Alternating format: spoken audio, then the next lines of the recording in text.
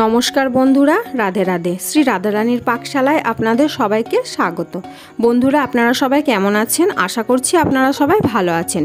তো বন্ধুরা, আজকে আমি নিয়ে চলে এসেছি আটা দিয়ে খুবই কম সময়ে তৈরি হেলদি ব্রেকফাস্ট রেসিপি, যেটা সন্ধেবেলার টিফিনেও সার্ভ করতে পারেন। এই রেসিপিটা জানতে ভিডিওটা প্রথম থেকে শেষ পর্যন্ত দেখার জন্য অনুরোধ রইল। যারা এখনও আমার চ্যানেলটা সাবস্ক্রাইব করেননি তারা আমার এই চ্যানেলটা সাবস্ক্রাইব করে আমার পাশে থাকবেন। ভিডিওটা ভালো লাগলে লাইক ও শেয়ার করতে ভুলবেন না যেন। নতুন বন্ধুদের স্বাগত জানিয়ে আর পুরনো বন্ধুদের ধন্যবাদ জানিয়ে রেসিপিটা শুরু করছি। প্রথমে আমি একটা জায়গার মধ্যে নিয়ে নেব 2 কাপ পরিমাণে আটা। আমি এখানে মোট 250 গ্রাম আটা নিয়ে নিয়েছি।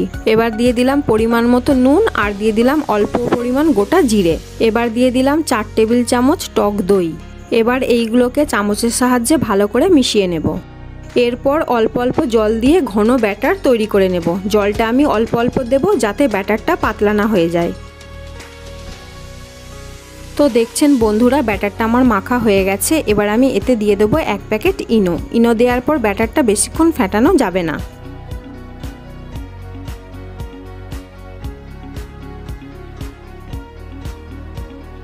তো দেখছেন বন্ধুরা, ব্যাটারের ঘনত্বটা ঠিক এই রকম হবে। এদিকে আমি ওভেনে কড়া বসিয়ে দিয়েছি। কড়া গরম হয়ে গেছে। এবার আমি সাদা তেল অল্প করে ব্রাশ করে নেব। এরপর 1 হাতা ব্যাটার কড়াতে দিয়ে দেব। ব্যাটারটাকে আমি হাতায় করে এইভাবে গোল করে নেব।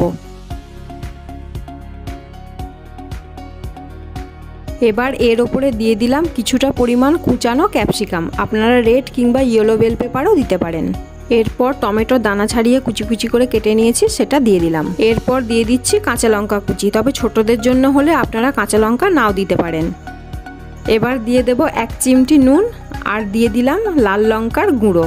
লাল লঙ্কার গুঁড়োটা অপশনাল, আপনারা নাও দিতে পারেন। এবার সবজিগুলোকে আমি এইভাবে আলতো হাতে ব্যাটারের মধ্যে বসিয়ে দেব।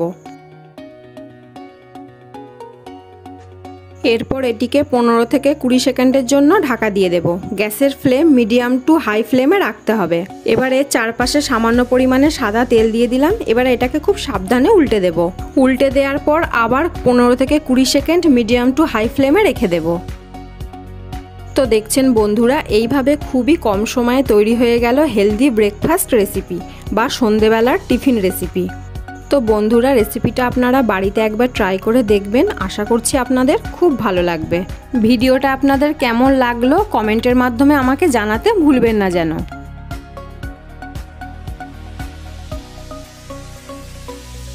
ভিডিওটা প্রথম থেকে শেষ পর্যন্ত দেখার জন্য ধন্যবাদ।